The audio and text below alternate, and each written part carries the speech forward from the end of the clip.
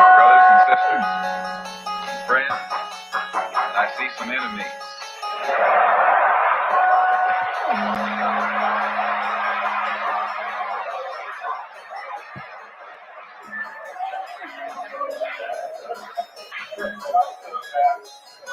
In fact, I think we've been fooling ourselves if we had an audience this large and didn't realize that there were some enemies present. This afternoon, we want to talk about the ballot or the bullet.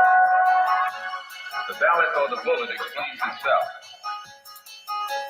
But before we get into it, since this is the year of the ballot or the bullet, I would like to clarify some things that refer to me personally, concerning my own personal position.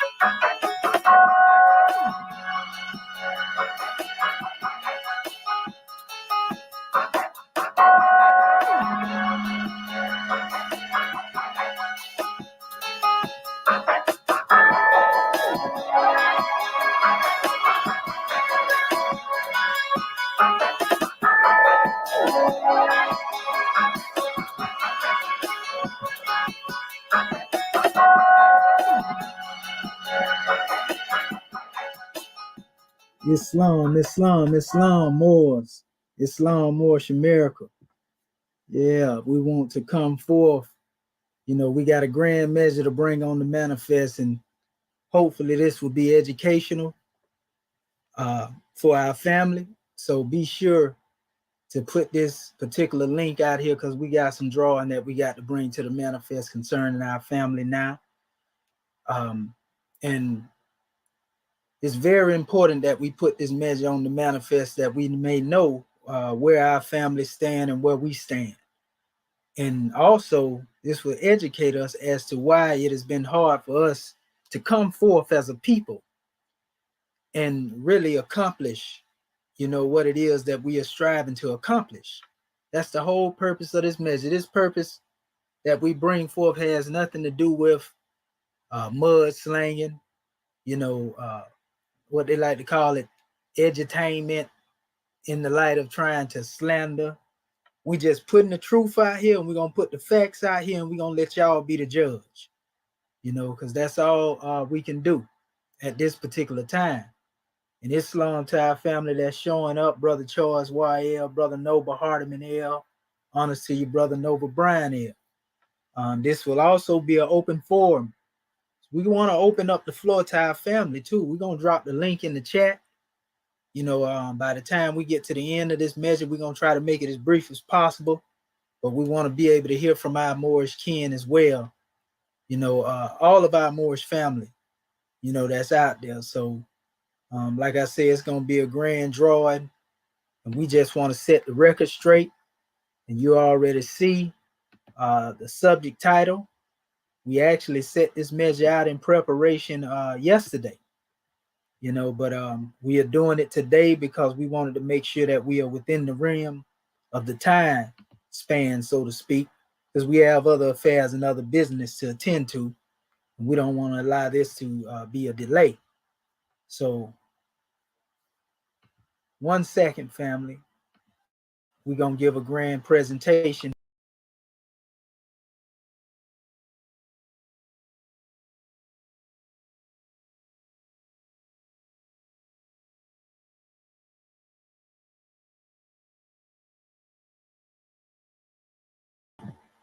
Okay, yeah, like I said, we're gonna give a grand presentation here, and I want to present my screen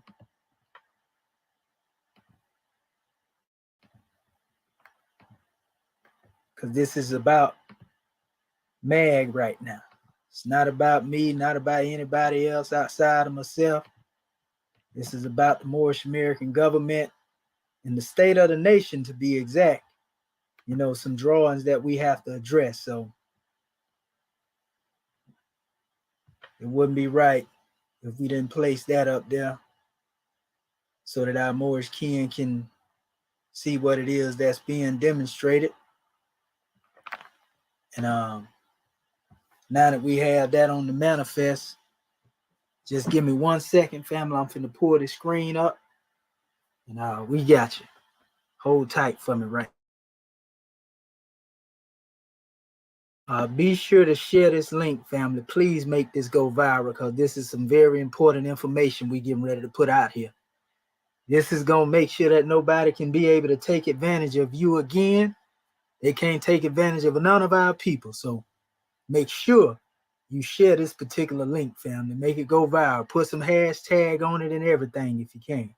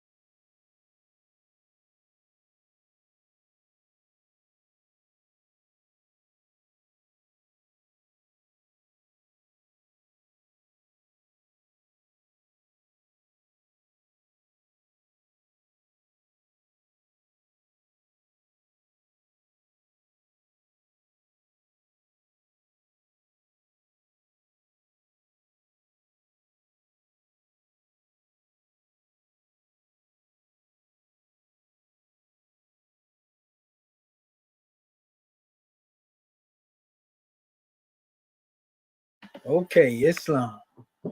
Time to get this demonstration started. Want to first rise upon the seventh and give all praises to the great God Allah, Father God Allah, and honors to his holy prophet, honors to our holy prophet, Noble Drew Ali, El Hajj Sharif Abdul Ali, that is. We give honors to our Moorish kin once again, here, there, and everywhere, and therefore honors to all of you who are continuously honoring yourselves by being yourselves. We give honors to our Grand National Seal. We give honors to our Grand National Emblem, National Flag, Divine Constitution, and bylaws. And honors to all of you who are indeed a living manifestation and personification of everything that our holy prophet brought to make us a nation. Islam, Islam, Islamism, family. Again, as you can see, our subject title is, Would You Make My Father's House a Den of Thieves?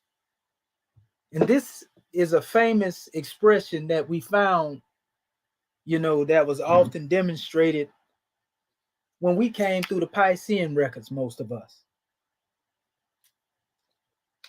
Yehoshua was said to turn over the tables of the money changers, because he seen the corruption that was being demonstrated. And this same lesson came back to us in our Moorish Holy Quran, where Yehoshua also did the same thing. So we can see the connection between the story in the Piscean records of what we call the Bible and also in the Moorish Holy Quran, where Yehoshua overturned the tables due to his discontent, of basically seeing what was being demonstrated within his father's house. You see, and most of this had to do with those who were being influenced by those that were outside of the house of the Father. You see, and so it is in this new era in time right here in this Moorish American government.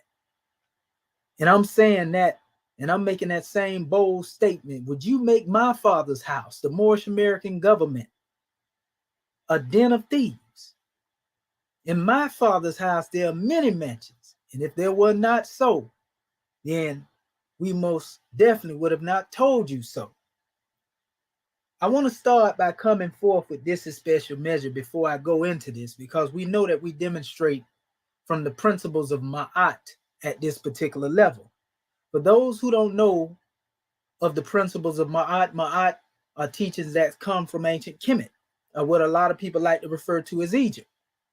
And in those principles, if you would like to know how to make these principles applicable to the self, the drawing, when you go into the Sabate teaching, Sabate meaning wisdom teachings of ancient Kemet, one would rise up in the morning and say, I shall not. So this is where one is making an affirmation or confirming or conforming to their higher self that they will live according to the laws that have to do with truth and right, because that's what Ma'at represents. It represents the divine balance in relation to dealing with our thought patterns, because what we think has a direct influence upon the way that we act. Before it becomes an act, there was already a thought in one's mind. So this is why it's important to understand, the affirmations, and a lot of people like to call them 42 negative confessions. But when you say that, you give those principles of Ma'at, those 42 statements, a limitation, because they are not 42 negative confessions. That's the Eurocentric approach on it. But nevertheless, not getting into all of the dogma and dogmatic expressions of what somebody interpret and how they interpret. We don't want to go there. We want to stick to the script. But these laws are relevant in relation to what I'm getting ready to bring forth. So in the 42 laws of Ma'at, like we say, I shall not. This is upon the rising of Ra, the rising of the sun. You see, when one raises up in the morning, I shall not, meaning, I'm going to demonstrate truth and right. But that truth and right is based upon 42 expressions that if we carry them out by the time we lay down at night, and go into the shadow hours, so to speak, some people call it sleeping, resting, whatever you want to call it. But nevertheless, once the sun goes down, you say, I have not. You can weigh now your heart against the feather, and you will be able to see whether or not you got truth and right in you. And if you don't, then this is for self-evaluation, so that you may be able to go and correct those things in you that may not be in line with truth and right. So we're going to lay that foundation before we get into anything else. We coming from the ancient all the way up into the present time when it comes to dealing with this law. Remember, our topic is, would you make my father's house a den of thieves? And this is a question that's being asked to all of those known and unknown perpetrators, who have become robbers and thieves, embezzlers, within the ranks and outside of the ranks of the Moorish American government. Islam. Beginning with the first law, the 42 laws of Ma'at.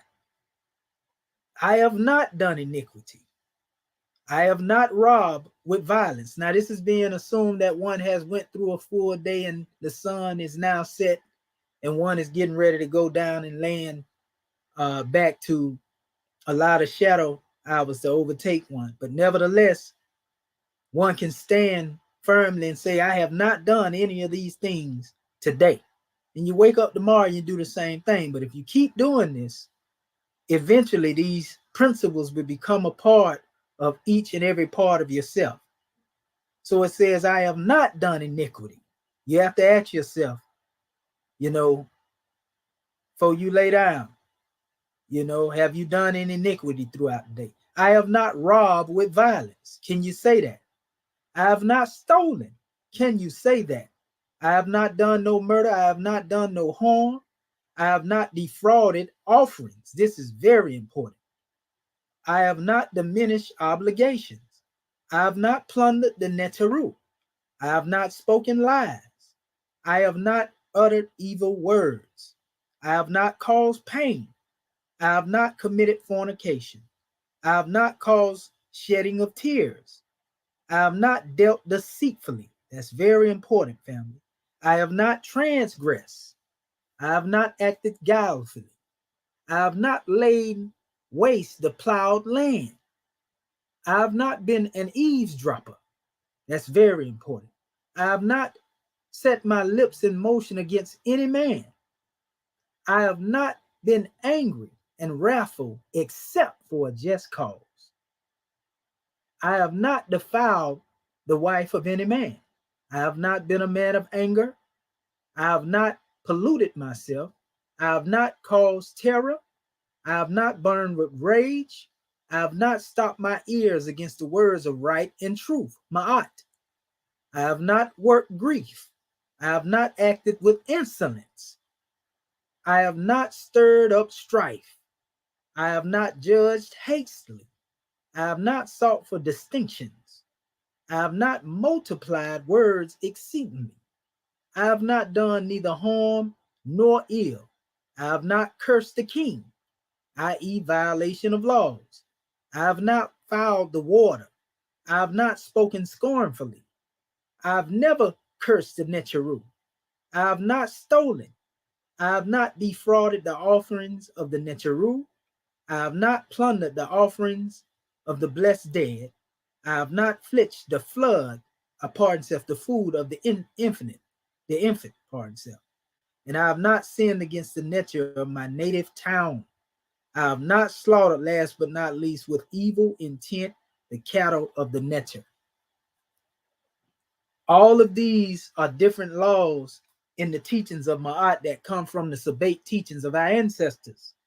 So by virtue of having these special teachings, this lets you know that even in ancient Kemet, though many scientists would have you to believe that they were underdeveloped in their intelligence despite the building of pyramids and the introducing of pardon self technology, and medicine, medicinal things, in order to heal our people. Despite all of that right there, they'll tell you that, our people were ignorant people.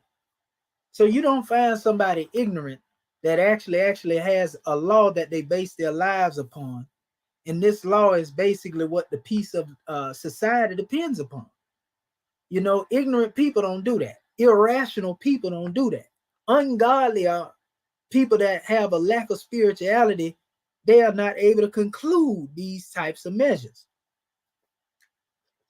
So we know when we get into the wisdom teachings of our ancestors, man, they summed it up right here. I could just use these 42 laws of Ma'at and really deal with this measure. But being that we know that our people come from many different walks of life, we coming from law to let you know that there's a golden cord that run throughout all law. Be it coming from ancient Kemet or the law that you've seen, in what they would like to call the so-called 10 Commandments, which really extend themselves or stem from the Ma'atic law, or you go into Quranic law, or any particular spiritual system or religious system that has a foundation that is rooted in some form of moral law. All of them, have a tie to each other. Whether some may have took 42 and demonstrated, or some took 10, or some took 7 or 5, or whatever the case may be, people always had a system by which they were able to deal with people. And like I said, there are a few that we most definitely want to touch upon, when it comes to this Ma'atic law and pay attention to when we go into this special measure. Because like I say, a lot of people are going to be educated on some things that they never heard, never really paid attention to. And this particular information is going to ensure that nobody will ever be able to get over on you, in this conscious community, be it intellectually, financially, on any one of these particular degrees, that would take one outside of morality. This is going to allow you to be able to identify the trickster, those who like to demonstrate what they used to call tricknology in the NOI. You know, or some of them still call it those who like to deal deceitfully, those who think they three-quarters slick and lacking, you know, a dime, so to speak. And I said that purposely because we know we need 4 quarters to make a dollar. You know, even though the dollar in and of itself ain't really got no value, but you know what I'm getting at. So, nevertheless, the ones that we want you to see and really have an emphasis on when we deal with these laws as they relate to what we going into. Would you make my father's house a den of thieves? You know, is I have not done iniquity, I have not stolen. We want you to think about that and keep this in mind. I have not defrauded offerings. I have done no harm. You know, I have not diminished obligations. I have not planted the netaru. I have not caused pain. We want you to really see these things. I have not dealt deceitfully. You see, I have not transgressed. We want our people listen to it. So mostly when you break one of these laws, you broke them all. Just like Prophet Noble Drew Ali said. He said, by the time you break one of the European laws, you already broke his law. And that ain't putting the European law on no pedestal. That's just saying that if you living by the prophet's law, you ain't got to worry about a European law. If you living by love, truth, peace, freedom, and justice, you ain't got to worry about nothing else outside of that. You see? In other words, now you can't control the actions of nobody and what they do. You see, but in other words, you ain't got to worry about nothing. And one thing about me, I don't sugarcoat nothing. So anything that you hear is gonna be what I said. I ain't gonna beat around the bush. I'm saying what I say, and I'm pointing out what I point out. You see? And all I have to say for those who ain't able to swallow the truth, you know, well, the truth hurt, but somebody got to tell it. So, you know, there are a whole bunch of measures in here. You know, when we get into this aspect of these things, I have not stolen, I have not defrauded the offerings of the Neteru. And I'm definitely basing my special drawing on that. You see? So let me get into some of this special drawing. Before I come forth, I want to let the great God Allah speak. So let me share right now. I'm going to stop sharing my screen and I'm going to fully share my screen. And I'm going to open up and share these things with you so you will be able to make reference to them, you know, in your own time, and you can do your own research on them. You know, we know that we derive our power and authority from the Grand Quran of Muhammad as it relates to also being able to interpret these things through transliteration when it comes to the Kemetic teaching. I just gave you the Kemetic teaching, and now I'm finna show you how this same teaching at best is basically right here in the Grand Quran itself. And this is Surah 47, Ayat 38. Now, what's so special about this special drawing? Because we laying a foundation of law before we get into anything that we getting ready to bring forth in relation to what has been done, you know, in relation to dealing with these wrongs that we getting ready to address. That way you know that we going off of what the great God Allah said. We ain't going off of no emotional rants, because that ain't what we demonstrate.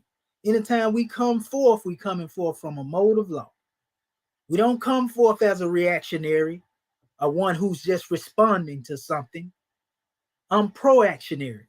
So I think 5 times, you know, along the lines of love, truth, peace, freedom, and justice before I bring anything forth. I think 5 times along the line of being able to reason, will, understand, remember, you know, and so forth, on when I bring things forth. I'm not just talking out of the side of my neck. So I'm, like I said, it's going to be educational, but at the same time, you know, by the time we get done, you're going to recognize this character that's pointed out here. So in this particular drawing, there's a measure that is being given here. And I want you to listen real quick.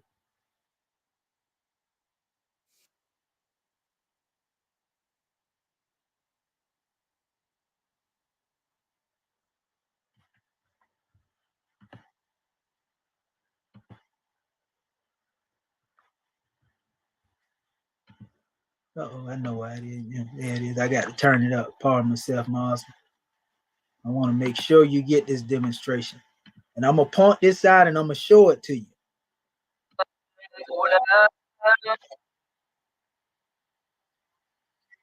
Now, notice here, this is the Grand Quran.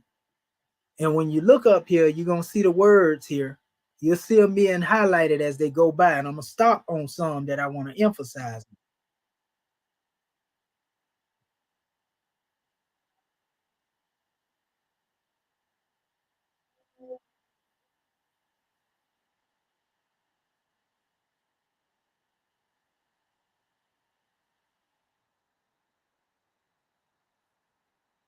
You heard him say Yabakat.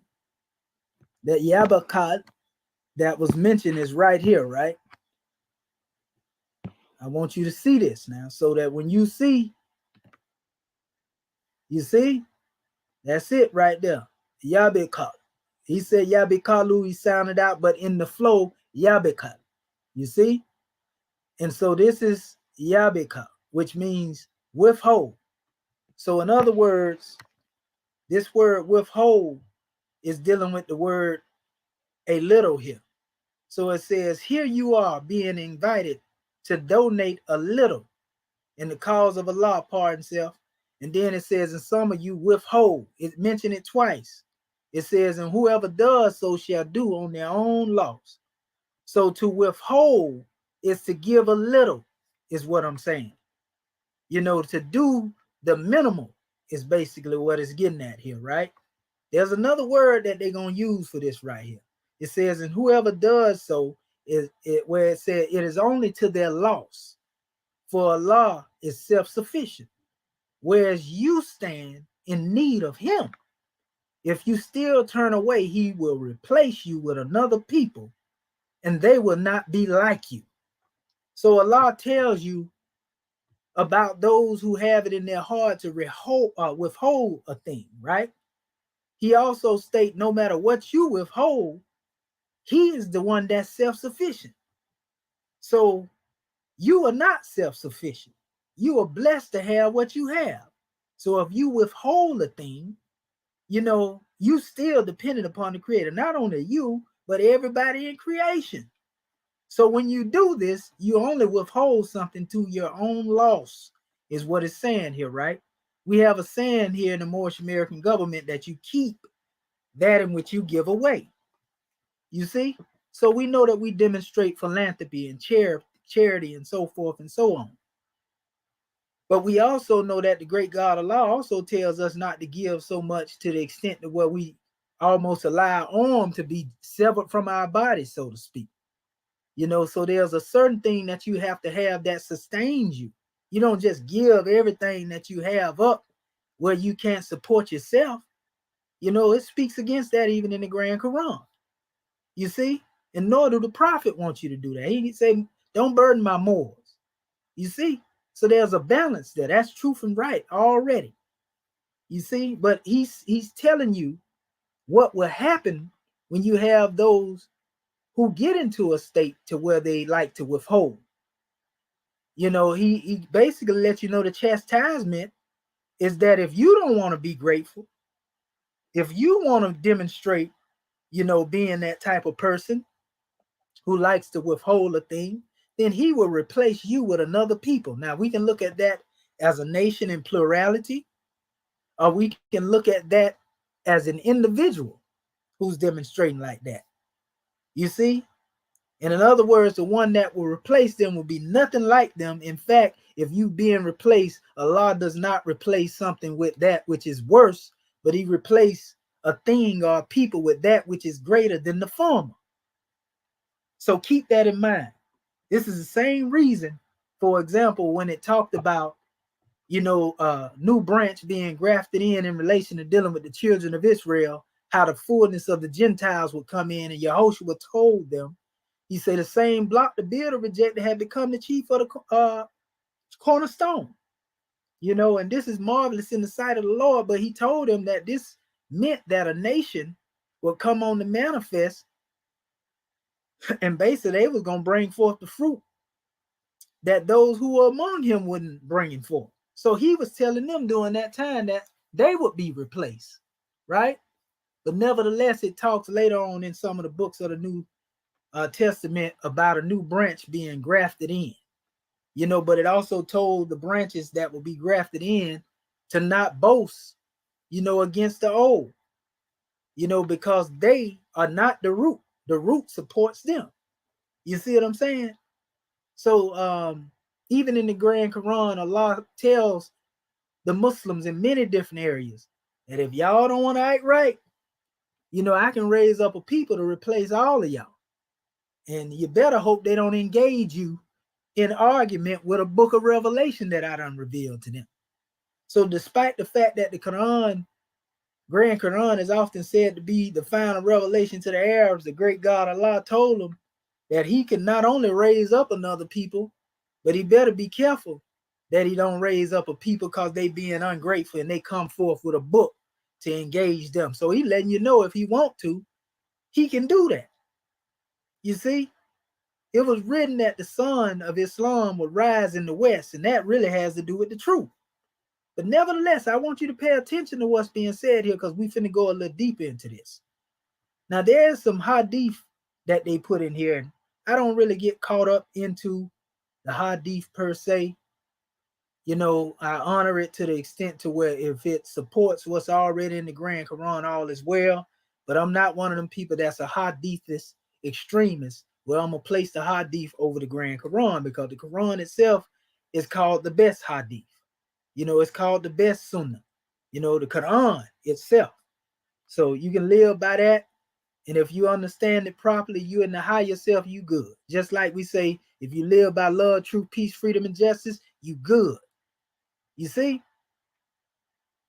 Now, the thing about the Grand Quran and the difference between its use in the Moorish paradigm and the Orthodox Islamic paradigm is that truthfully, the Grand Quran is a book that really govern all of the seeds of Abrahamic faith across the board, if they choose to adopt, that as special measure. Meaning that if our Israelite family, fully understood what had been given to them, they understand their plight, then they wouldn't have a problem with the Quran because they know the Quran comes to support that which came before it. It didn't come as a rival or some opposition. In fact, it will aid them in order to get where it is that they're trying to get, in putting their foundation or laying their foundation down. And the same thing is said about the Muslims, the Arabs who have went astray, and all of those who come from some source of Islam or Islamism. All of them have a tie to the book, but the great God Allah also said to each people he had given a law in an open way. So each people have their particular way that the great God Allah has opened up to them for them to judge. And he tell them, let them judge by what it is that has been revealed to them. Let the people of the book judge by what was being revealed to them. Let those Jews, the Hebrews judge by what was revealed to them. And the Sabians and, all of this. So we Moors, in our grand body, we draw from the degree of, as we tell you all the time, the Sebagat, the Sabian root of Islam that's mentioned in the Grand Quran. That's our connection, which takes us not only back to, the ancient Cushites who originally inhabited Arabia, the Sabi'un Hunafa, whom Muhammad moved through the caravan with, so to speak, prior to his revelation. But there's deep teaching into our particular paradigm. I don't want to get into that right now. I want to talk about this issue at hand. But notice the name of this special surah here is Muhammad, right? So that means if you don't want to listen to what's being said here, especially if you're coming from the Middle East, then you don't want to listen to nobody. You see? Because we're going to address some individuals, that's of the Middle East in this particular presentation. You see? And you'll see why we putting this out here. So we got to draw it in here for those Moors that are within the rank, that are not demonstrating as they should be demonstrating. And we talking about the ones outside of the ranks that's trying to be a bloodsucker of our people as well. So let me go down here and I want to touch on some of this here. I just had it a few minutes ago because there is some commentaries that were here. Let me see. And once we get into this special drawing here, we're going to go to our next portion. Here we go, right here. Okay, and this is just a little tafsir from Ibn Kathir.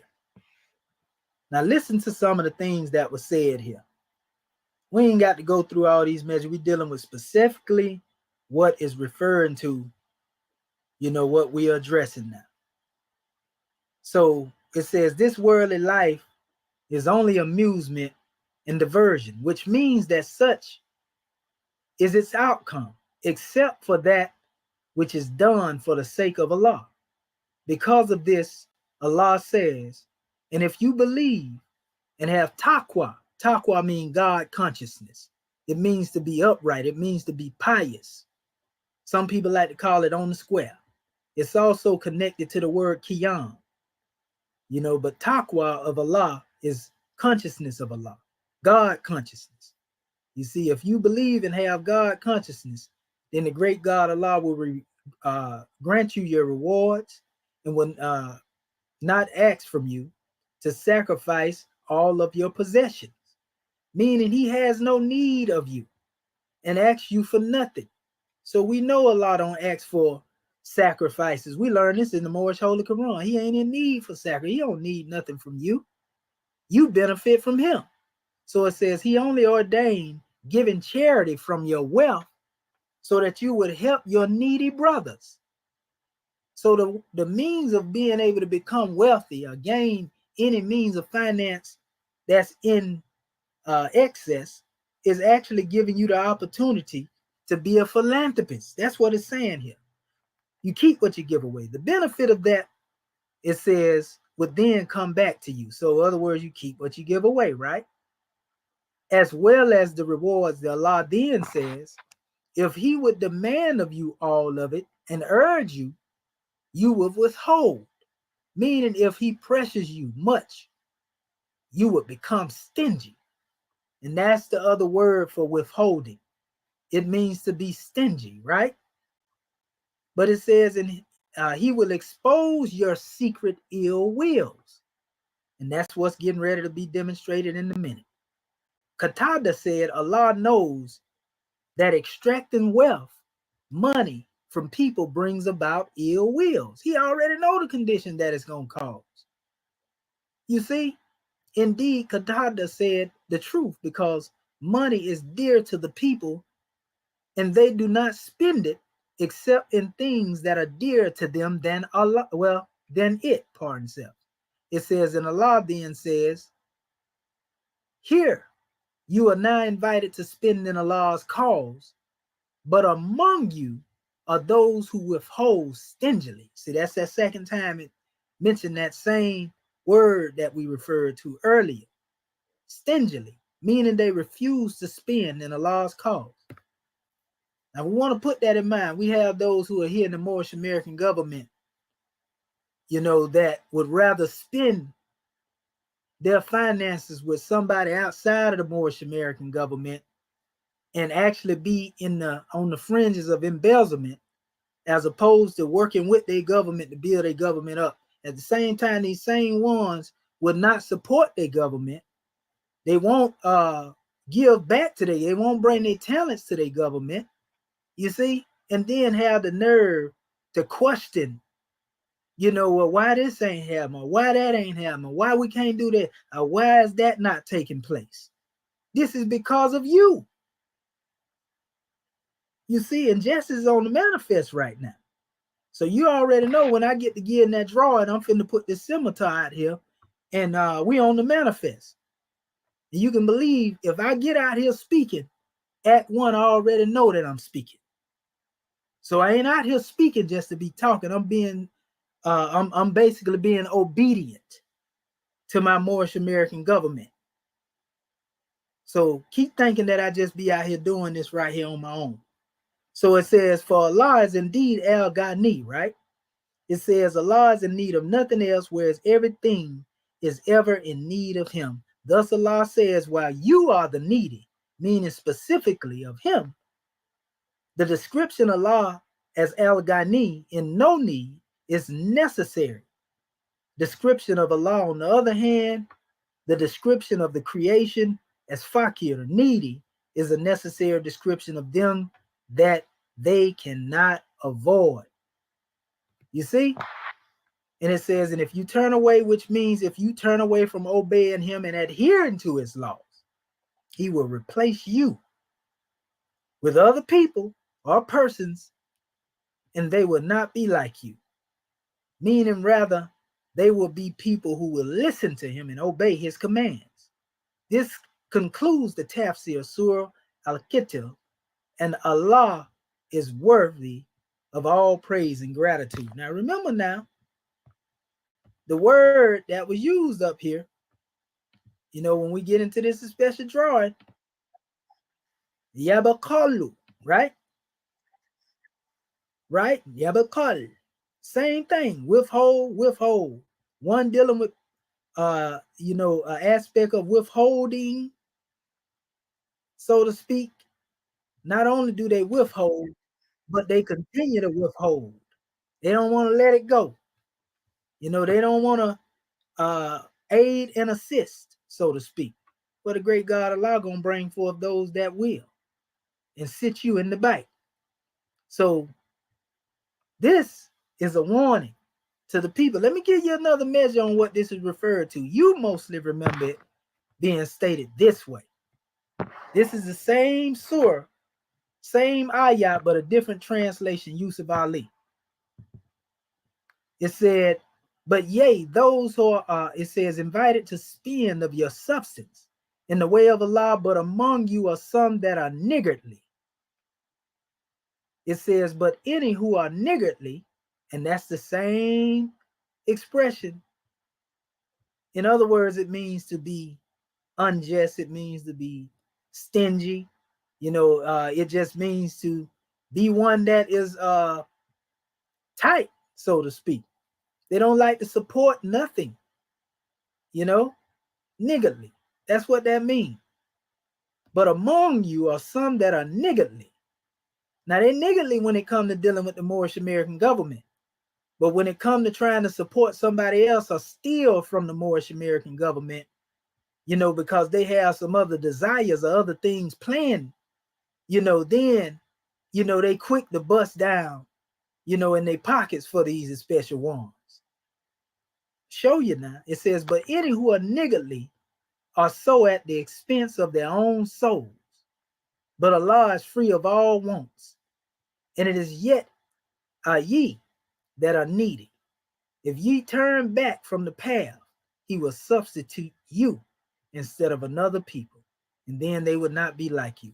So if those who feel like, you know, they are being exposed in this special measure decide that they want to turn back from the path, you already know what to do. Let the doorknob hit you where the great God split you. You see?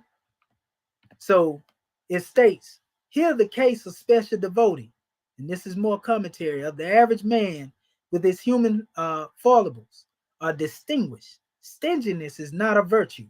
It hurts more the finger nature of the individual practicing it than it hurts the cause.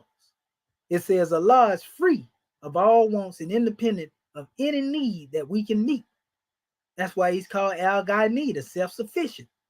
And if we move in indeed, if it will, then we become self-sufficient as a result of the sufficiency that is given to us through what Allah is sustaining us with.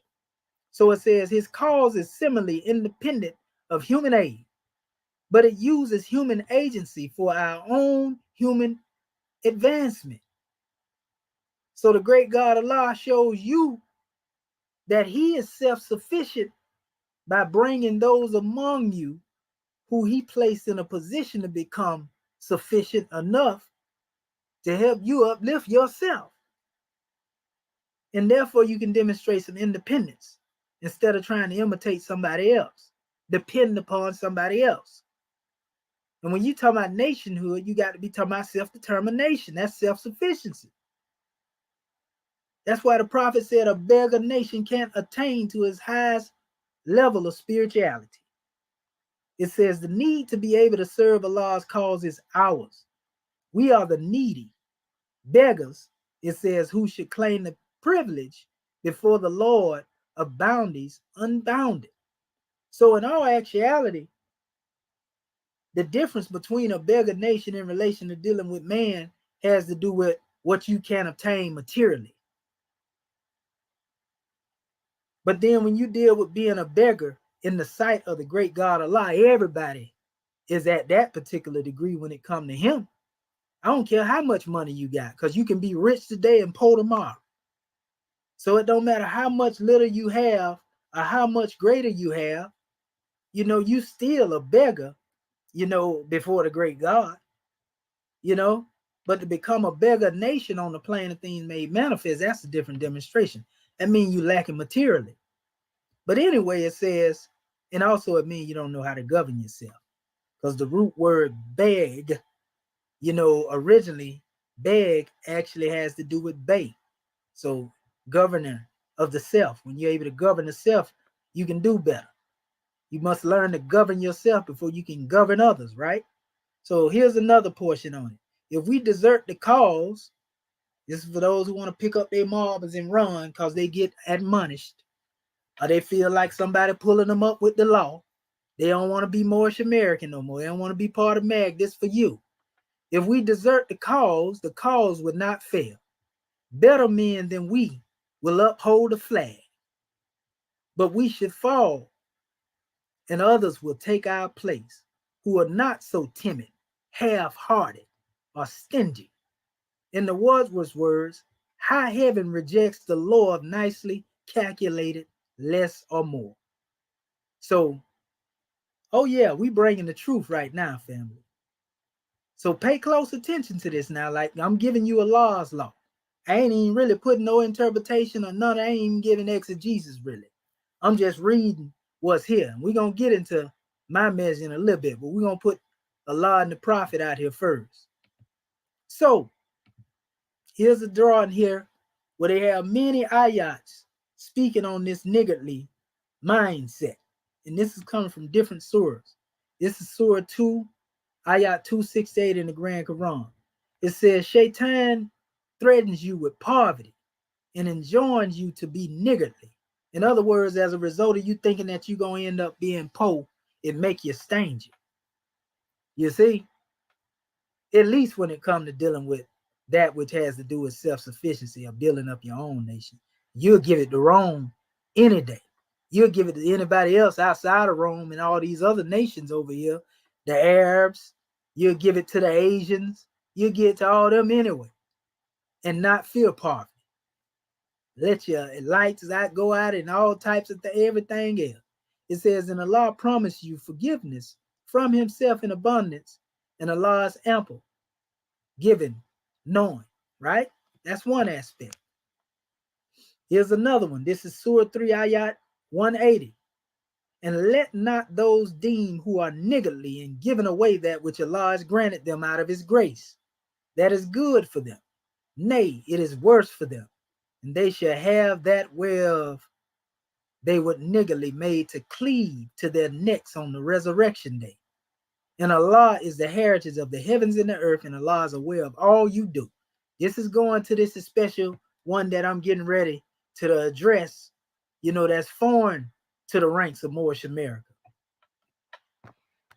Because we finna expose you, family. I gave you the chance and the opportunity to be respectful, and you didn't. So we finna let the Moors know who you are, and those who need to know who you are.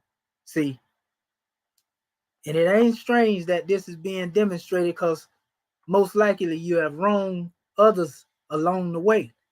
And had it not been for your many different sin and punishment, like Genghis Khan would say, then the great God Allah wouldn't have sent me right now, as a chastisement to you with this special law. But we got to put you out there, family. I told you, I gave you the opportunity, and we finna show exactly, how you demonstrate. So it says, those who are niggardly and bid people to be niggardly and hide what Allah has given them out of his grace, we have prepared for the unbelievers a disgraceful chastisement. Oh, yeah. That's Surah 4, Ayat 37. It says, but when he gave them out of his grace, they became niggardly of it and turned back, and they withdrew. 9, Ayat 76. It says, say, if you control the treasures of the mercy of my Lord, then you will withhold them from fear of spending, and man is niggardly. Surah 17, Ayat 100. Being niggardly with respect to you, but when fear comes, you will see them looking to you, and their eyes rolling like one swooning because of death.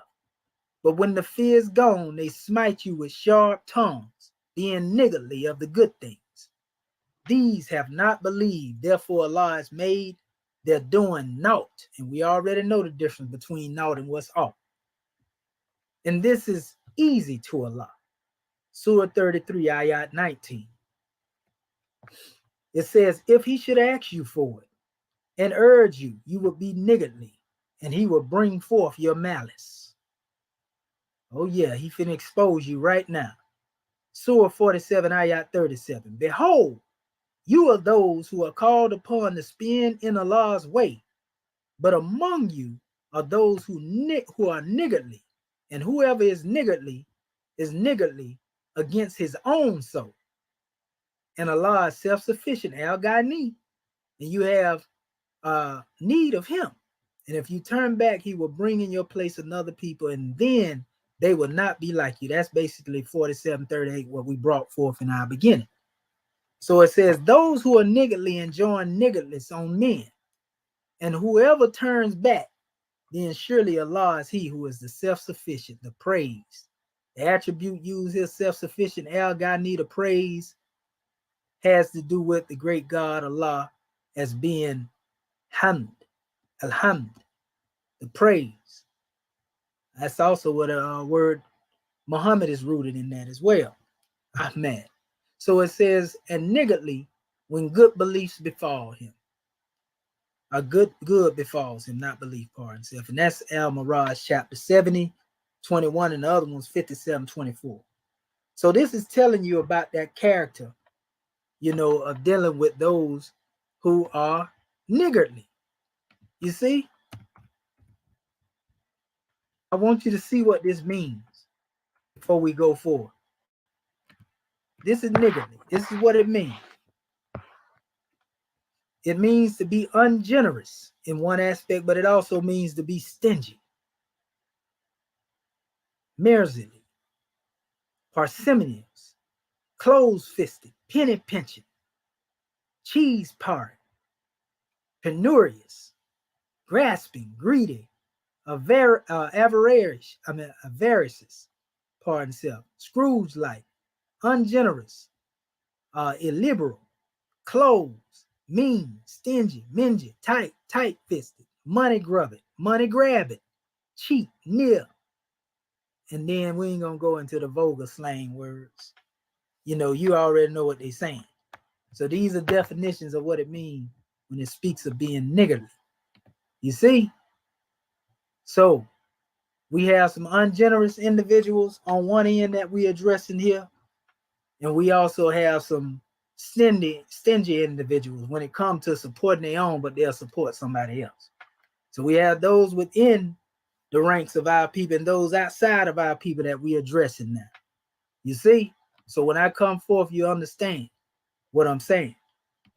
I'll give you a prime example. Since this Moorish American government has been on the manifest, there's been a lot of thievery, stealing from the Moorish American government. Here you see our Grand National Chairman book. You see it here available on Amazon. And he is not receiving the funds for this. This is somebody else that has placed the chairman's book on Amazon. So this is called thievery. This is stealing, family. We're going to get into this in a minute. We're going to get deep into this. Because I'm going to go into some more law in a second. I'm going to go into reliance of the traveler and what our prophet has stated himself. I just want to point this out. So this is one of the things, it's a lot of things that have been stolen from the Moorish American government. But this is one of the main aspects. And the chairman book is being quoted by authors all around the world. It ain't a book out here now that has recently been written about the Moors. They don't quote this book right here, The Exhuming of a Nation, the Book of Fire. It ain't now a book out here, family, that's talking about the Moors now, especially from a scholarly level. So, when they get scholarly, as far as those who are looking for a reliable source, this is the book that they come to. Yet you had Amazon try to put it out there at first and say the prophet was the editor. Now you see the chairman name is here showing that he's the author, but he's not receiving compensation for what Amazon, is and it really ain't Amazon directly. It's actually people who have taken the document and recopied it, reverse engineering, remanufacturing, remixing, and they have created their own version and they put them on Amazon to sell. Even my copy of the Exhumation I have over here, I brought it from Amazon years ago and didn't know it. I actually told the chairman that's how he found out they were selling his book. When we first had a conversation, I told him, I said, yeah, brother, I got your book. I ordered it from Amazon. He's like, Amazon? I'm like, yeah. He's like, Amazon ain't supposed to be selling my book. But look at the price up here, $189 for a paperback now. Then they got 3 of them right there. But the chairman sell the book for it's $49 basically.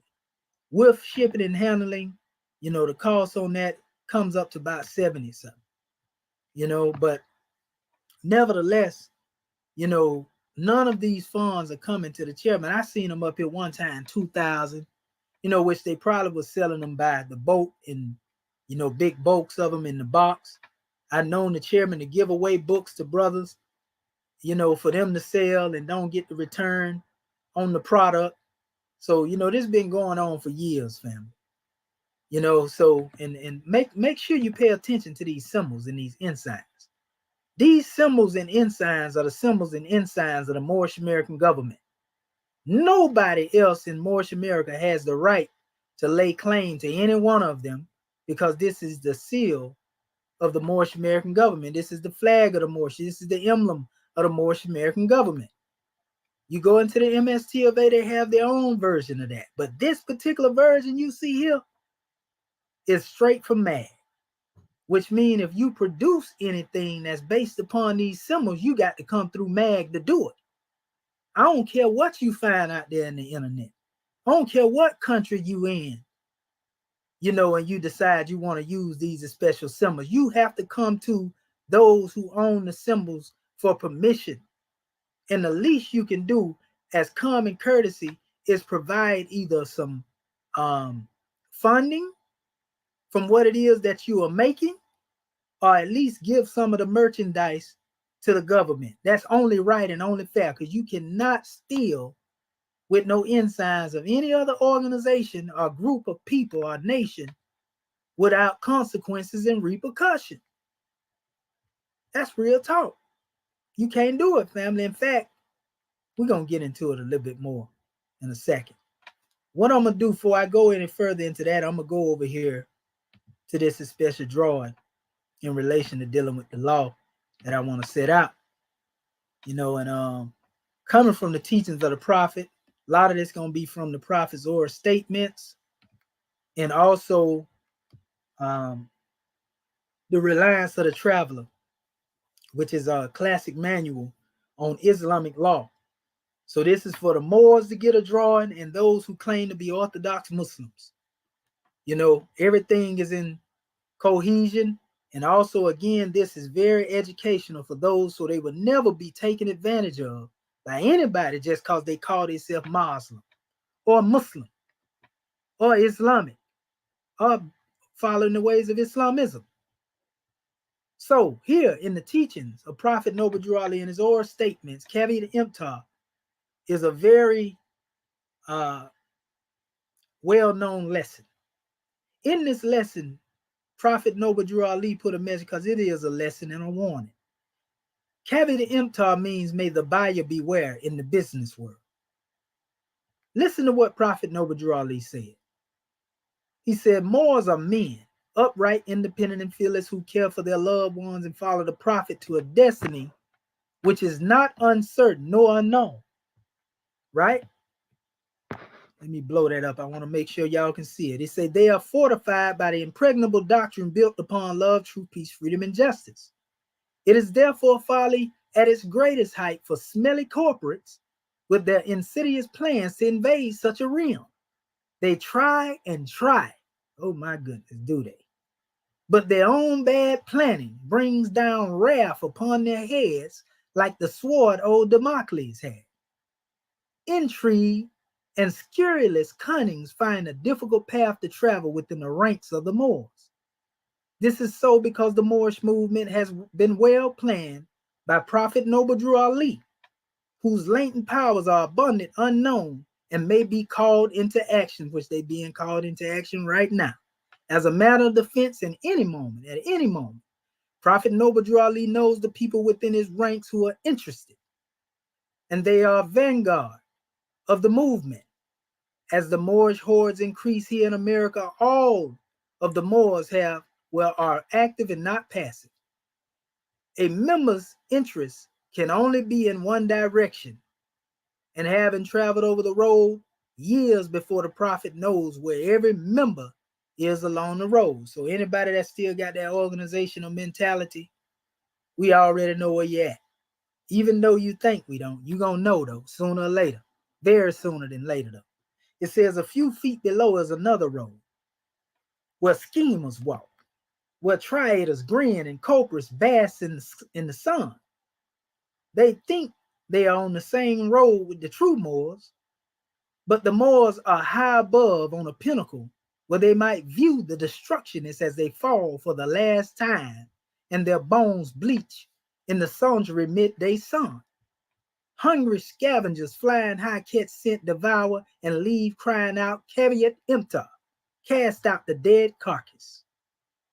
May the buyer beware. The Moors high above see these plotters, purveyors, the worst that exists, hurl themselves downward by their own works as the hawks wait. And this is what's going on with these ones. I keep telling you, you cannot hide and deal in secrecy with that Western Freemasonic thought pattern. Some of them actually, this masonry is involved with this situation that I'm getting ready to address. And you wonder why we demonstrate like we demonstrate. We finna get to that in a minute.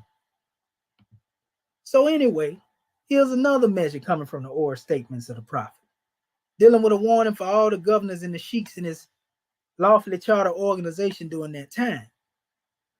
We as Moorish American Muslims in the government view this as it relates to the executive rulers in the Moorish American government in this present time, because that's called unfoldment from the general laws into the supreme laws. So though this was stated under the general laws, we view it through the supreme laws. So it says, renew your acts and amend your ways, because the great conference is on its way. And it is where the law will be enforced before the great grand body, pardon self, and the continuance of the present officers in the government. And I said that perfectly. I meant to say it that way, because we're not the temple. We're dealing with supreme laws. We're not members. We citizens. It says the continuance of the present officers in the government will depend on your past good work. Those who have been delinquent may now know that they will not be tolerated any longer, because this great divine and national movement must move on according to law. These things shall be proclaimed. So remember, it don't matter if you decide you want to take your marbles and go. Allah gonna always replace you with somebody better. So it said there is no favorite in any of the government's consulates. You see temples here, we talking about consulates. There are no favorites in the consulates of the Moorish American government. For the law is laid down, and everyone who claims a part of the work must be governed accordingly. All are one. There's but one government in this nation, and there's but one prophet of the government and of these consulates that we have in our government. I come to speak to all nations, bringing them a message of love, truth, peace, freedom, and justice. In the head of every consulate of this Moorish American government, if anyone has violated these divine laws, it will mean his discontinuance. For no man is to be under the influence of intoxicating liquors, nor to seek to tear up the families while under the influence of any evil motive. Nor must he speak anything that will prejudice the minds of the public against the divine movement. We're talking about those who like to always speak of that doubt, that some new plan needs to be brought up and all that type of foolery. It says, if any of the laws are violated, anybody of the Grand Sheik or sheiks can file a charge against the violation to the grand body over which the prophet presides, because the prophet is the supreme ruler. In other words, instead of there being, 7 sheiks in this new era in time, there's 7 apostolates in this new era in time. So this is where you take your measure to. And Act 1 is the one that's bringing the charge. So it says, this power is vested in the 7 or more sheiks, apostolates, for the protection of your government and the divine movement. Right? We honor what Prophet Noble Drew Ali said on this lawful charter organization, by the way. So we're not changing anything. We're giving you the drawing as it has to do with where we are along the way in the unfoldment of these laws. So there's another measure. And this was the prophet is spoken Friday, November 9th, 1928. It says, all governors and grand sheiks and head officials, in other words, all executive rulers that guide anybody of Moors of any consulate of the Moorish American government, he or she must be of good moral standard and a heart of love, and their works must be of love, truth, peace, freedom, and justice. They are to imitate the prophet in speech and teaching in any said consulate. They must not be under the influence of intoxicating liquors or any other harmful motive that will terminate to become detrimental to the organization. In this case, detrimental to the government. It says it must not be known that any leader is staying away from home or neglecting his duty at home, or must allow the public to know of their wrongdoings. They must forever live the life of love at home, and it must be known by all of the citizens. And they must not speak rash words nor profane language in the mildest form to any other individual, because a leader without influence of good works cannot be a leader. And to be a real Moorish leader, you must study the Quran and the divine constitution that is handed down to you by I, the prophet. No finance business is to be open with any group of members. This is what we're really focusing on. Of any consulate by the governor or grand sheik, it says, or whosoever in charge without the consultation of I, the prophet. All uplifting funds, books are to be issued only through I, the prophet, because that money is the finance, the Moorish movement. So this is why, for example, everything that I have brought forth to create, you've seen rings. We're going to show some of that in a minute. A lot of stuff I brought forth. I didn't bring it forth just by saying I'm going to do this, just because I want to do it. I brought it forth and first brought it forth before not only the Moorish citizens in our meeting among the executive rulers, but I also brought it forth to Act 1. I didn't just go out here, and if Act 1 told me to not come forth with a thing and cease and desist of a thing, I obeyed Act 1. I didn't get mad and in my feelings and I'm going to do what I do anyway. You see, so I'm not one here trying to tell you some carry on a measure that I ain't demonstrate. Even I obey Act 1. And I'm part and parcel of being an official of the Moorish American government. So what say you about anybody else? You think you can just come up in here and do what you want to do? When you do it, how you want to do it without bringing it forth to the Moorish kin? Who are you? What make you so special?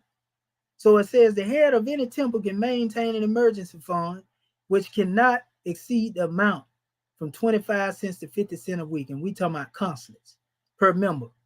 You know, we now have the measure of giving basically what would be equivalent to that in this new era in time. You know, but it's an easy feat, so to speak. You know, when it comes to our dues. It says all public collection and dues also the supporting of each said consulate and its domestic work, right?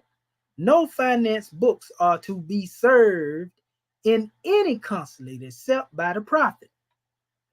See, this has led a lot of Moors to get in trouble in the past. It says the head of every consulate must by law obey the work of the prophet, and if any leader or head of any consulate fails to obey these laws, embezzlement is his charge and is subject to enforcement of law by the grand body, and the penalty may be a fine or removal from office or placed under a very restriction of the law. The supreme word, so they let you know the supreme law, right? Last statement. Think over this, you Moors. It says all sheiks and grand sheiks must prepare for the prophet before he comes to visit them. This, it says, it must see to it that all is clean and in perfection as far as comfort is possible, or otherwise don't arrange to have his presence. All citizens should pay from 25 to 50 cents weekly towards the emergency fund. It's going back to our dues, which is $50 is what we pay, right? It says this fund will increase so that it will soon amount to the grand sum of $1,000. All the prophet was asking for is 50 cents. You mean to tell me people were delinquent with that? It get hard sometimes, but at least try to make it up when you're able to get it. It says that is if you are loyal Moors. The emergency fund goes into the bank, and the treasurer will attend to the responsibility of seeing that the money is in the bank. Yes, and under the name of Moorish Science Temple of America at that time, in other words, Moorish American government under this time, Noble Drew Ali Foundation, right? It says, when needed, act according to the law pertaining to the procedure of performing an emergency act. So this is where one can actually be able to sustain oneself when one is in need. When something happens, now you have something to fall on.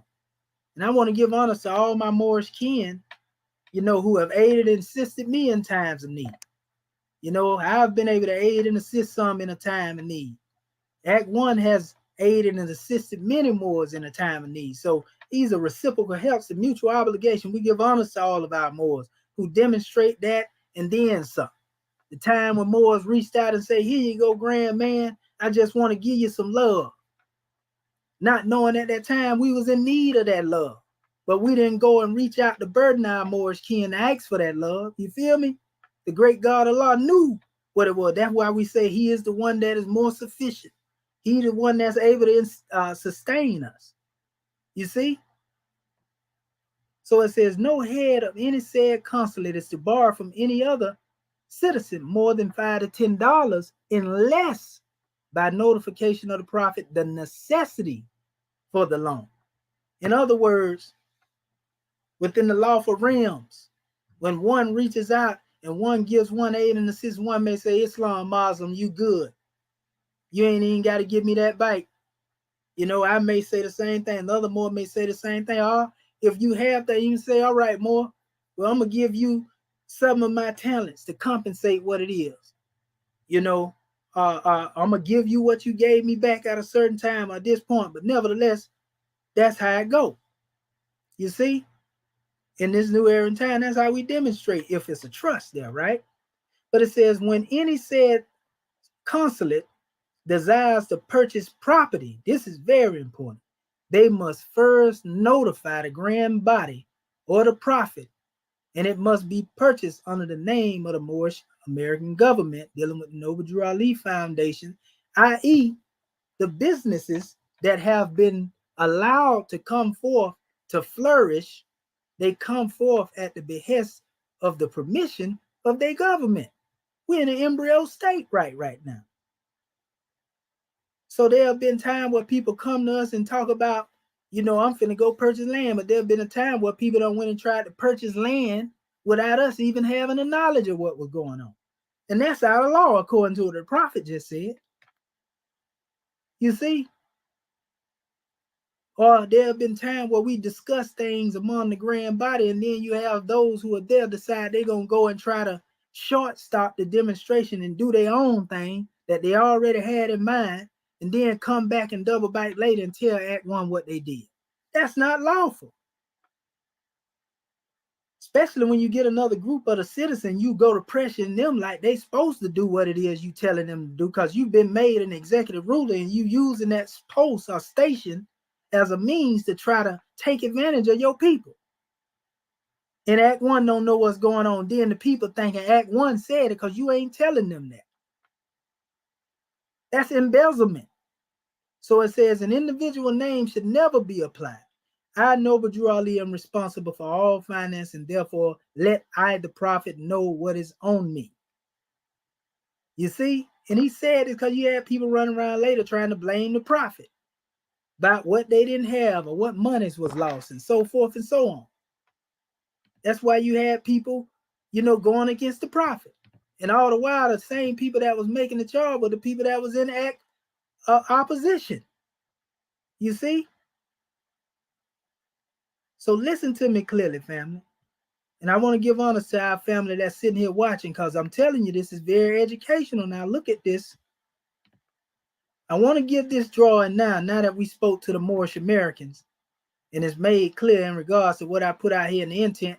We're going to address this one that has more familiarity with Orthodox law.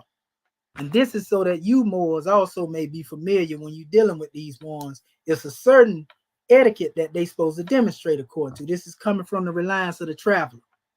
It states the things in exchange in a transaction. Notice it's written in Arabic. So this is coming from a classical manual, Islamic law. It tells you how to deal with your marriage contracts.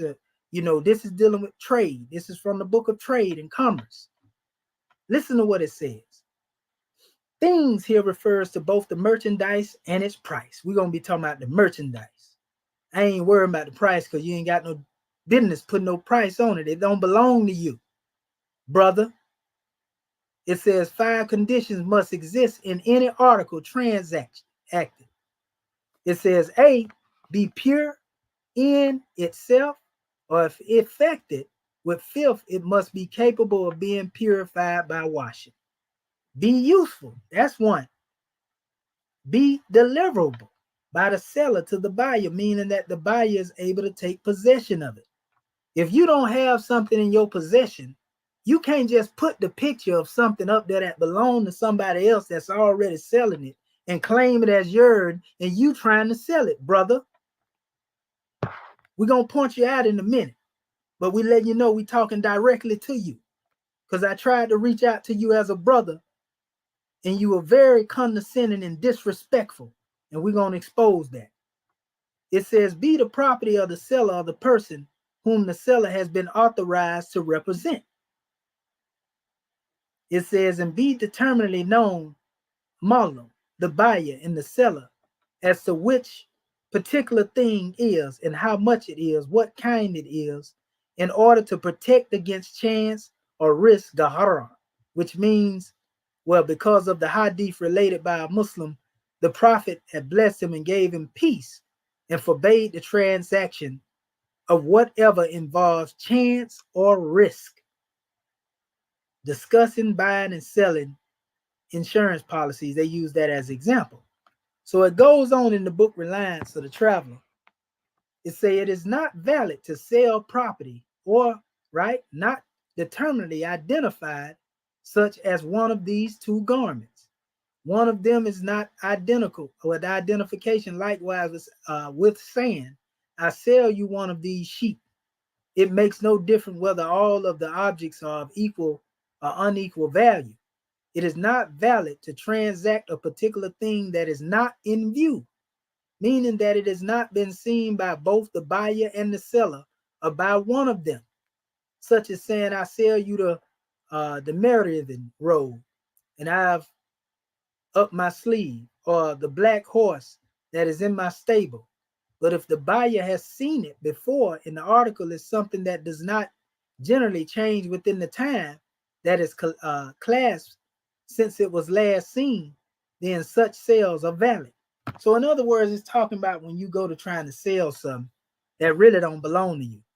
So that's like if you take a picture of one of my rings or one of my medallions, and then you take it over there in your particular area and you start advertising it like it belonged to you, that item is not in your possession because that picture is a picture that I took. You're not the one that's there with the picture. What you're saying is that you're going to reverse engineer and remanufacture or remix the item and sell it to who want it. Now, somebody tell me what that is. That's called thievery. That's called stealing if you didn't have my permission to do that. So it says it is permissible to sell something like a pile of wheat that is in plain view when its weight is unknown, or sell something for a heap of silver that is visible when the silver's weight is unknown, for seeing is sufficient, right? It says the selling and buying of a blind person are not valid. He must commission another to buy or sell for him. You know, and they went into the Hanafi, the Maliki, and the Hanabali schools, permit him to buy and sell for himself. Is it valid for a blind person to buy in advance, or for another to buy in advance from him, provided the payment is forwarded to and held by the person being brought from in advance? You know, so these are things that's being put out here. You know, this is another measure here. And this goes into the law dealing with what is called usurious gain, or riba. The word riba lexically means excrement. In sacred law, it is of two types. The first being usurious gain, riba, and selling, which is an agreement for a specific recompense, whose equivalence to the merchandise is unknown. According to the standards of law, at the time of the transaction in which the exchange of the two properties transacted is delayed, or one of them is delayed. The second type concerns loans and consists of any loan by which the lender obtains some benefit. The basis for its unlawfulness, prior to scholarly consensus, is such Quranic verses as Allah permits trade, but forbids usurious gain.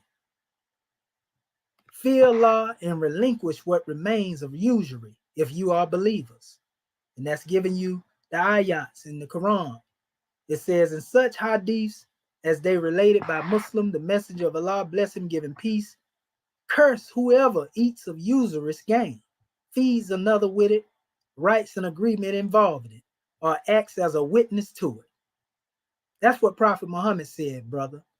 Another hadith in Al-Mustarak by Hakim relates to the Prophet, Allah bless him, give him peace, said, usurious gain is of severity of kind, the least of which is as bad as a man marrying his mother. So that's what usurious gain is compared to, marrying your own mother. So it goes on to speak about intentions on buying certain measures, and I know I got to speed up a little bit because I got to get ready for my other meeting. But this demonstration here is basically telling you those things that are restrictive and what you can do in relation to dealing with certain things. But you ain't got no business taking nobody else's property, you know, and making it of your own. That's usury, that's stealing, you know, and it's wrong according to the law of Islam is what I'm putting out here. Just like, for example, you deal with selling grapes to a winemaker. It's unlawful to sell grapes to somebody who make wine from them. If you know that's what they're doing, if you know they're going to use that bread, that wheat, and that barley or whatever it is, you know, to make alcoholic beverages, Islamically, it is not right. But yet you got Arabs that claim to be Muslim that sell a lot of alcohol. They sell drug paraphernalia right there in their stores. And then got the audacity to talk about innovations and biddas. All this here. Man, don't get me started over here. My pant leg roll up too. So, now, Getting into these symbols again, we done already showed you. You know these are symbols of the Moorish American government. Anybody that know and seen me speak know who these symbols belong to. So we ain't even got to even try to debate that. If we didn't authorize you to use these symbols, that includes those who are in the Moorish American government. If you have not been authorized to create anything with these symbols, don't do it without the express asking of the permission. We already said this. I got to say it now to everybody because I got to put everything on the manifest now to make sure that you don't do it. So if you do it again, this let me know that you're in direct opposition and rebellion. But I'm finna expose that we know what you have done recently. And we're going to give you the opportunity to come forth and make that right with Allah and the Prophet. So I'm going to give you a prime example. Everybody familiar with this particular medallion here, which was actually created as a adept expression of a medallion, you know, to bring forth what our chairman would tell you was the prophet's medallion, because we know the prophet didn't draw on what we call a red 5-pointed star. He drawed upon the green 5-pointed star, and so that's why that is here. You see, but nevertheless, before this medallion was created right here, right? You know, I had already come forth with this demonstration. I even got it in a lot of lessons I had put out. One of the first time, well, the second times I did an address in Baltimore, I had it on this sash right here. So that's where it come from. And it was to distinguish our medallion from that of the MST of A also along the way, and put it back in its proper context. Because like I said, the prophet spoke of a green 5-pointed star. He never spoke of a red 5-pointed star. And that ain't to attack the MST of A. We just telling you, you know, about what the prophet said. So nevertheless, that's why that is there. Even this is now being replaced, though, by another measure that we have not yet brought on the manifest, but we have mentioned it, you know, because of what has been done with this particular drawing. I'm the one that put your cherubim seraphim, your men around these. So when you see people wearing t-shirts and masks with all that on, that ain't to take credit. I'm just telling you where it come from, right? But I ain't went after them brothers and say, brother, you don't do that right there. You know, you finna have to give up. You know, I didn't do that. Because these ones at that time was sending, you know, funds to the government based upon what they had created. You see? So yeah, this is the one that we were talking about here, you know. And so our grand chairman will tell you that he's seen one originally in this state, not with the writing around it per se, but just the actual symbol itself with the green star in it. You see, that's the one a lot of Moors have never seen, you know, which is the one that the prophet had. Now we just put this one here to give you an example of what the original looked like, but it should have had that green star beneath it instead of the red star. But that's a whole nother conversation. So the same thing for this is the same thing for this. Another thing you see here, the green fez, the red fez with the green tassel. This is the expression of the Moorish American government. No one has ever done this before us, and we did this to distinguish ourselves from those who were in the Moorish Science Temple. You see? So that's why we don't have the black tassel in most cases. We don't get upset and try to say, boy, you got a black tassel. But we just saying this was actually brought forth by our chairman, because at the time I had begun to put on the white tassel, you know, which was symbolic to purity. And the chairman say, what you think about that green tassel? And man, I did it the next day, made it with my own hand. Not by threading it, but I'm the one that basically brought forth the express color there. I did that. And that was supposed to be in-house, but you had some Moors that went outside and tried to have other people outside of MAG to do it. You see, but that's a whole nother measure. It ain't a big issue. You know, so nevertheless, these are MAG head dresses here. You see? And we let this be known all the time. So when you put one of these on your head, and you in the MST of A, if you put it on this way, you're saying that you done come into an understanding of what it means to come out of being a member into a citizen. You see, this is Mag with the red fez, the flaming red fez and green tassel right here. Even the uniform that we have, that uniform, really, a lot of it comes from what our chairman had, but this was done with the permission of our Grand Sheik. When he asked me to bring it forth, I had already created, I was getting ready to push the button to send it to him when the Mo called me. You know, that's how much, you know, it is when the prophets say, you know, if you don't want more to know, don't think it. You know, that's exactly what was being demonstrated at that time. So a lot of this was took from what was already there. The coat was the same thing you would see our chairman, you know, and what they had on back in the day, you know, like what he had on when he was sitting in the mayor's seat in Baltimore.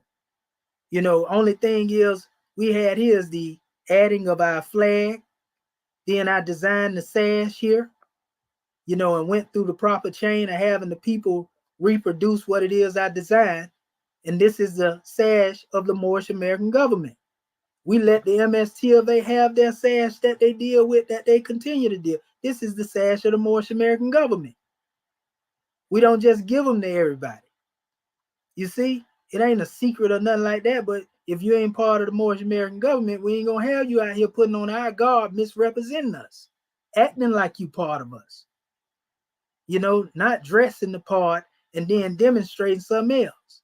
And then people thinking it's Mag doing the dirty work. That's why we don't let everybody do that. Other items, you know, such as recently, you seen our adept jewel that's been developed. Y'all know that I'm the one designed this particular drawing here, but I put the symbol there of the prophet that is there. And everything that's in connection with what relates to us being here in this Moorish American government. This is our adept jewel. You see, with all due respect to everything everybody else did, this is what distinguishes Mag from everybody else. And it has the meaning of that which connects to the prophet's original 7 adept degrees. So, you know, these rings, y'all already know that I'm the one that basically been producing these and putting them out there. You know, the collar expression I demonstrated here with my own hand. The medallion come from the chairman. It comes from the government. This is our stuff. You see? Even this one, which is most recently here, I did that with my own hand. You see? And these are only meant for those who are within the ranks of the executive rulers who they given to. We don't sell them. So we ain't here trying to fleece our people. As many people been in my inbox and asked me about these things, about money, I'd have been like, sure, more, I'll create this thing, but we ain't trying to do this about money. I could have been selling this stuff. You know, these things come from a level of merititious reward. So in most cases, when I purchase these things in materials that I make and do it freely with my own hand, I'm giving it away. Ones ain't got to buy these things. You understand? That deserve them. So you can't say we out here fleecing the people. But for those who are taking these things and recreating them and trying to make money off of them and don't want to compensate, well, you're supposed to compensate. You're wrong for that. That's like the 7 adept degrees. I brought them forth after finding through my research what the chairman had already brought forth. I'm supporting what he demonstrated, just like he brought forth the colored photos. The chairman did that, though. You got more selling them everywhere. That come from the chairman. So you see how much money they done made off of our intellectual properties? We giving it up freely, and people taking it and stealing and demonstrating embezzlement, and at the same time being in opposition to the government. So when I brought the thing forth, notice what I got on the back here, because anything I publish gonna have 7 seal publication on there. And anything that coming out of MAG must have that on there to have a sufficient stamp of authenticity on it. Let you know it come from MAG. But yeah, we got people that even got a hope to this and then went out there and published books and put the degrees that's in this in their books, acting like that they the ones come up to the man. They don't even know what it means. Because you can't know what it means if you ain't been through the demonstration with us right here in MAG. So if you outside of MAG and you just taking something and copying it to a PDF, putting it in a book, that's disingenuous. We seen all of that, family. We've been seeing that. So like even the prophet sash, I designed that with my own hand. And I don't know nothing about all that type of stuff, design and this and that. I just said through my creativity, I want to demonstrate what the prophet did. And when I was told by Act 1, this is for Act 1, that's what it been. That's why you ain't seen me out here selling these sashes. I created them with my hand. I'm showing you my obedience to my government. So what somebody else look like coming up in here doing anything? Even the car emblems that we put out here. Same demonstration. So this symbol, everybody know, y'all seen this symbol when it was brought on the manifest. So we ain't got to go back and forth and hoop and holler and argue about that. That ain't even up for argument. But we finna show you what's been going on. So we showed you what happened with the chairman stuff. We even showed you here where you had this group called the Moorish Republic. And you have Cannon Bay at the head of this. I reached out to them ones, told them, man, why y'all trying to create something that was already created? And they still didn't never reach back out to me. Instead, they go and create another website because we were the only people had a government website that's called Moorish American Government.land. You see that up there? Moorish American Government.land. We the only people that have that, Moorish Ken. And they went over there and tried to remix it, and they gonna call themselves Moorish.land. How you know that they've been on our website? Because when you come into their website, the first thing you see, I'm gonna show you. Watch this. Right here. Look at the divine constitution of the Moorish. And I showed this out. This right here is coming from the Moorish Republic. This is our divine constitution and bylaws right here. They still ain't took it off yet. I know they got the memo last time. This is the Moorish American government divine constitution. It comes from the prophet law, yeah, so it belongs to all us, but they trying to establish a rival government to the Moorish government. If you're going to do that, use your own law. Don't use our divine. You see our seal right there, don't you? Huh? Come on, man. We supposed to sit here and stand by and let ones thieve and speak against our government, be against and build against our government, but they can use what belong to us and not have no consequences behind it. Y'all crazy if y'all think that we supposed to be silent while they do this. And then they had the audacity to go here and take it and then turn it into a divine constitution of a temple. They use it in the government aspect, then they got another, they remix and turn it into a temple. This particular setup has never been used by the MST of A for their charter or their bylaws. So this is what I'm talking about. I told you when I call you out, I'm gonna call you out by name. He's just some of the Moors, and it's Moors in the government that's falling behind this foolishness. Talking about, man, they is doing some stuff that's all right, and all that. No, if you rationalize with that, that's where your heart is, then gone over there. But you ain't bringing that up in here, in the Moorish American government. So right here, this is another one. This guy still ain't took this up off of here. We told him to take it down. We're going to show you where this stuff coming from. Look, got our whole flag up here.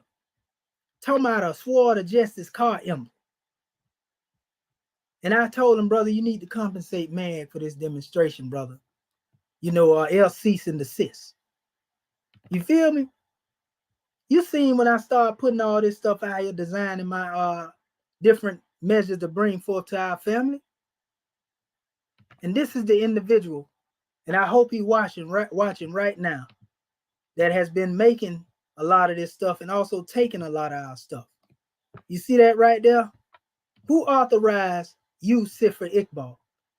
And I see look like he probably done unfriended me. See, he tried to take the content off of something because it won't let me go into it. We'll just scroll through it then. Okay, it went back to it then and let me go into it then. So this one has been taking a lot of our stuff. Like there you see the flag right there. You see it in here numerous times. He got a whole bunch of people, other people's stuff too, other people's property, OPP. He down with it.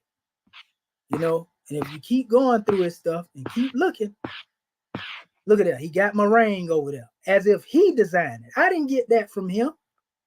What is he doing advertising my stuff, talking about he finna manufacture?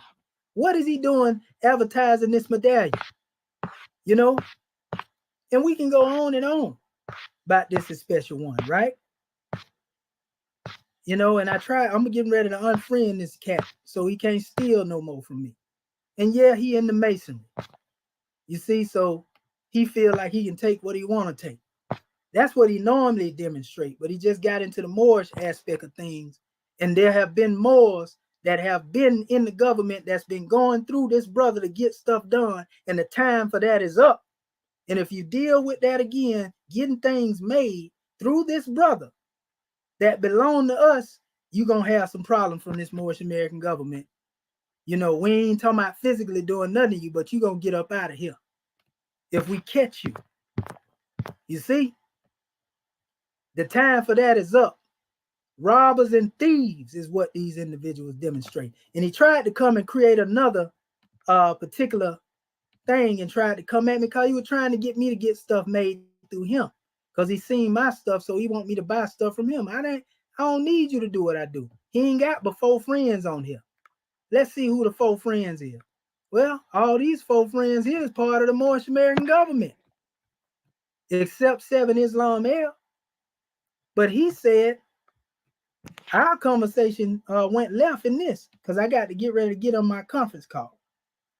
This is where our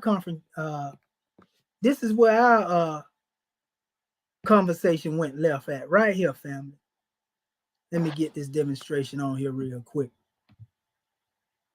This is what happened right here. The brother reached out to me, and this is what he had in there. I want to open this so y'all can see it. He think I don't know that's him under another name. He reached out to me talking about regalia and all this apparel for Masons and all this here, right? Trying to ask me, do I want this made, which he done already made. Now, we didn't give nobody authorization to make this, nor did we give anybody authorization to make that, which the problem is, he said, if you need the metals, well, please feel free to order. You know, who gave you permission to make that? You understand? No, you need to be either compensating us for what you made, or you need to be giving us some of what you made. So I say gratitude for the promo, yet you should at least send courtesy packages to MAG for the use of the ensigns, family. It is only righteous as these are our property with all due respect. Now let me show you what this brother said. I said, but great craftsmanship, by the way. Allah's lean on, victory is sure. Brother, basically, we are manufacturing exporters embroidery. And the metal badges, we sent these metals in Texas. I guess he was trying to say Texas and California. So he's saying Moors in Texas and California got these made. It's only a couple of individuals in California or Texas that I know are affiliated with MAG. And I know one of our good brothers in Texas most definitely ain't told me nothing, and we in contact all the time. Brother Marvin Epps Bay ain't told me nothing about this. So whatever you doing that you have done outside of our permission, Moors in the government, you out of law. So it said that's why I offer you, if you are interested in buying these measures, it would be very honored to serve you, my brother Islam. I say, I understand your measure, yet I am an official. I designed some of the emblems, and I was not contacted before such action was taken, my brother. Can you send me the individual who had you design the metal, if you will? That would be honorable. I understand that you are moving according to business, no problem with that, but we go by protocol in my grandbody. Because he also had one thing he was trying to show me that he could make with my emblem on it, my symbol, the one with the adept symbol that I designed with my ring. You know, here it is right here, this picture. You know, he had also had that you know, and that's why I said here, I said, well, he said, yes, I understand. Just send you to tell you that you can put any logo on the metals. That's it. That's what he was saying about that one. He just showing me he can do anything. So I say, yet you must have permission to place for purchase the intellectual properties of others, my brother. My emblem is copyrighted in U.S. copyright database. We in an embryo state, so everything we demonstrate here is under protection. So it says, I'm saying you should at least offer the courtesy of a percentage of what you make, or at least send some merchandise to MAG to compensate us for the use of our emblems. For example, you won't see me having anything designed with any other emblem unless it has been requested and I have permission to do so. And even I have to go to my body before I produce what I have produced, my brother. You know, and then he say, with all due respect, I'm manufacturing. My job is to fulfill the customer demand. And if anyone send me any logo I will make, send it to the customer. I don't need permission because I don't know which logo is copyrighted and which is not. Just that I want you to say to you. Just tell me if you are interested in buying the metals or not. So I told him I ain't interested. You know, and I said, it's your responsibility to ask the customer, do they have permission to create such an item? And so again, can you send the name of the individual that I may address them instead of you, my brother? Yourself. Sorry, brother. Customer privacy is everything, and I can't disclose their name. I said I'm not interested, my brother. Being you have no respect as to my admonishing you, I advise you to cease and desist in the manufacture of our emblems until you agree to terms of compensation I've mentioned earlier, my brother. I understand, but yet that happened in business, so I say sorry if you're hurt and you should move on, basically. I'm going to do it anyway, but move on is what he's telling me. So I say, Allah's leading on and victory is sure, my brother. I've given clear warning and have conveyed the message, peace. I will make a public disclaimer concerning the matter by the way to inform those whom are having these items made without our permission. And that's where I'm at with this special demonstration, family. So everything that's being made by this brother without our permission by Moors in the government or people outside the government, they have not been authorized to do so. And so with that being said, family, you know, I ain't gonna keep going on and where I got to postulate upon this demonstration. I said enough to be said, and now I got to check into my conference call. But peace and love, Islam Moors. Gratitude.